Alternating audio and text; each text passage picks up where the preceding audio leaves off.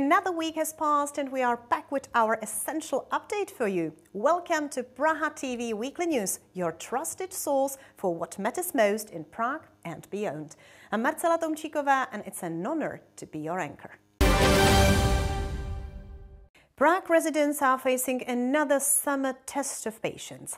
Extensive reconstruction of the gas pipeline in Plzeňská Street will begin at the end of June, which will significantly affect traffic in Prague 5. According to the city, the repairs are necessary, but the City Hall warns of a traffic collapse. Prague will have more traffic issues this summer. Following the premature finishing of the Barrandov Bridge project, the city has opted to initiate the renovation of the gas pipeline along Plzeňská Street, which will occur in 3 stages. The initial phase is set to start on June 26th and will continue until August 29th. The mayor of the Prague 5 district is worried about a potential traffic collapse. We have tried to explain to the city, the deputy mayor and the involved companies many construction projects are happening at once in Prague 5 right now, which effectively eliminate any possibility of smooth traffic flow. And although I comprehend that this is just for the duration of the holidays, we are worried that it will really be a nightmare, as Perutkova is shut down at Holečkova and the detour is also under construction. The problem is that there are too many things happening all at once. In the mayor's office, the transport chief and the chairman of the Prague Gas Company, Andrej Prno, stressed the importance of safety. They claim that the current gas pipeline is in bad technical shape and that replacement is unavoidable. I would say that it is one of the worst gas pipelines we operate in Prague. We have recorded dozens of failures over the last 5 or 6 years, an average of 10 to 15 breakdowns each year. Each breakdown really requires intervention in the roadway, limiting both traffic and residents, so we really need to get this done. Work will begin at the Smichov Gate building and will gradually move towards Upaliarki Street. The second stage is planned for February of next year, while the third stage is set for the start of the summer holidays. The capital has approved an exemption that will allow for an increase in number of students in high school classes. The measure is intended to relieve an overcrowded system, where about a fifth of the 9th graders did not make it to the first round of entrance exams. The decision has been criticized by the opposition, who says it threatens to lack transparency. Prague is reacting to the insufficient number of spots in secondary schools by allowing an exception to increase class sizes up to 34. The decision to allow an increase in the number of students per class to 34 has been approved for this year. If students in the second round do not make it into Prague's 9th grades, to allow schools to conduct a 3rd and 4th round of admissions rather than just listing 1 or 2 remaining places, but to possibly announce for 6, 7, etc. This is what will remain from the second round, those spots plus 4 and the extra students. So, there will be 33 students in the class. The exception will concern the 3rd round of admissions, which can be announced by the principals at the end of May and beginning of June. Will the capacity actually increase? I believe it will be at least 120, but that number will certainly rise based on how the specific principal makes their decision. And certainly, the aim of today is to encourage the principals to support us as much as they can in this matter. The decision has faced backlash from the opposition. They are concerned that the 3rd round may not take into account the results of standardized tests. It saddens me that the coalition is only now tackling the issue at the last possible moment, especially after we found out that 20% of students were not admitted in the first round of entrance exams. That's a significant figure, and I'm pleased that they are finally reacting, even if it's somewhat belated. I must say that this is outrageous coming from the opposition. For those responsible for the current situation to shout that something needs to be done is quite absurd. The city says this is one of the few ways to solve the current high school capacity problem, at least temporarily. Prague plans to build new schools in the future. Prague Castle, in cooperation with the Institute of Planning and Development, has announced an architectural and landscape design competition for the restoration of Chodkovy Sady. The winning design should be announced in the fall, and the first renovations are expected in the coming years.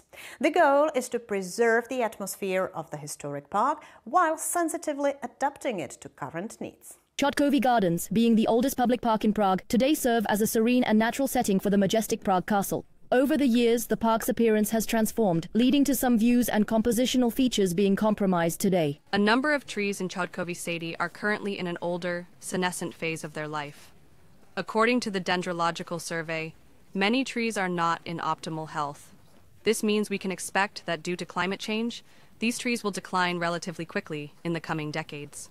The oak group behind me can be traced back to the mid-19th century, making them truly old trees, especially in context. The restoration will aim to improve views and revitalize the entire path network. The proposal should also include new furniture elements and green concepts that respond to climate changes. The statue stolen in the 1990s is of a girl with an apple, to be precise. Behind me, you can see the monument to Julius Caesar, which dates back to the early 20th century.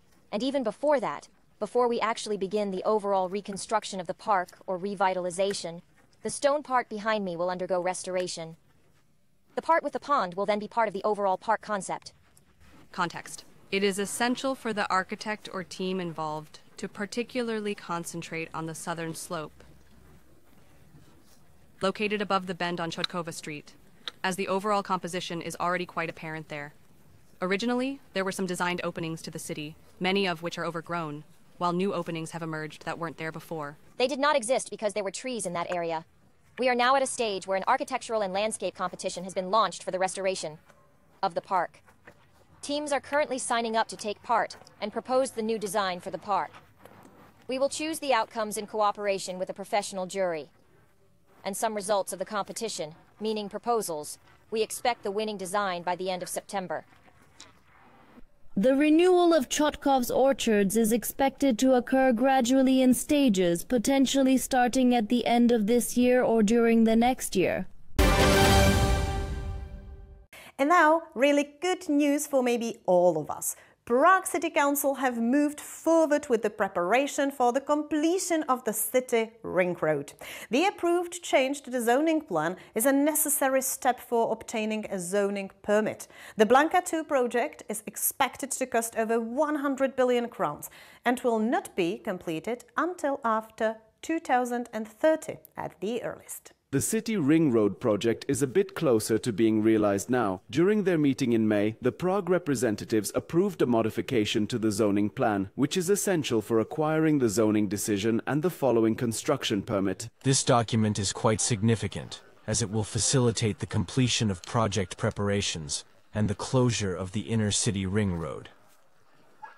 The project has been excellently developed at the zoning decision level by a very competent team, including Mr. Architect Castle and Mr. Engineer Schulke.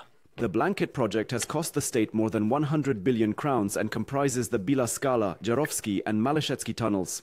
The new section will connect Pelc-Styrolka with Šterboholí and will also link to the DV8 highway via the Liben connector. However, we are still waiting for the zoning decision, which the city requested back in 2022. It is needed to complete the project work, obtain the permits, and the change in the zoning plan is a prerequisite for obtaining that permit. The entire concept of the city ring road is designed to combine tunnel sections and surface sections in such a way to ensure that the city districts are more interconnected, including the green spaces.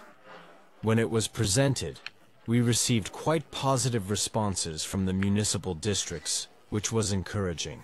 The timeline for the construction is not yet clear. However, it is certain that the circuit will not be finished before 2030.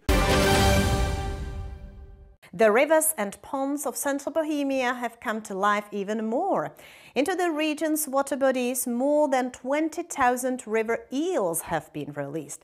Thanks to regional support and the cooperation of the fishermen, the endangered species is returning to where it naturally belongs. The project is intended to help not only restore the population of this special fish, but also the overall balance of aquatic ecosystems. Over 20,000 river eels have been released into central Bohemian waters. The region has completed the first phase of a 3-year project aimed at supporting biodiversity and the return of endangered species to their natural habitats. Jindřiška Romba, a councillor from the central Bohemian region, participated in the release of the eels. At present, this fish is endangered, making it crucial to reintroduce it into nature to preserve the ecological balance in aquatic environments. The balance in nature is crucial, which is why this particular fish was chosen for this year. The Central Bohemian region is also financially contributing to this initiative, providing approximately 150,000 crowns over 3 years. Each year, 150,000 crowns are allocated for the release of this fish, but additional funding is also necessary, which is provided by the Czech Fishing Union. The river eel is a highly protected species, and its population in European waters has been in long-term decline. Experts suggest that targeted reintroductions play a crucial role in stabilizing the balance within aquatic ecosystems. We are introducing the fish into the fishing area because it currently does not have a natural migratory path back and cannot return as it used to in the past. In some manner, the Fishermen's Union assists this species to ensure it does not vanish from our waters, because this fish has been abundant in our regions for many years. I am personally carrying these fish for a resolution, totaling 3,800 individuals. At present, there are 5 Tischleniks. Today it happened. Yesterday was a distribution day for those areas. In total, eels were released into 21 fishing areas across the Central Bohemia region, with approximately 25,000 of them. This project follows previous efforts to support the stocking of brown trout and is part of a wider strategy by the region for environmental protection.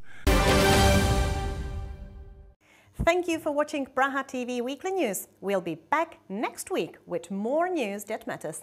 Until then, take care, be well, and stay curious. See you soon.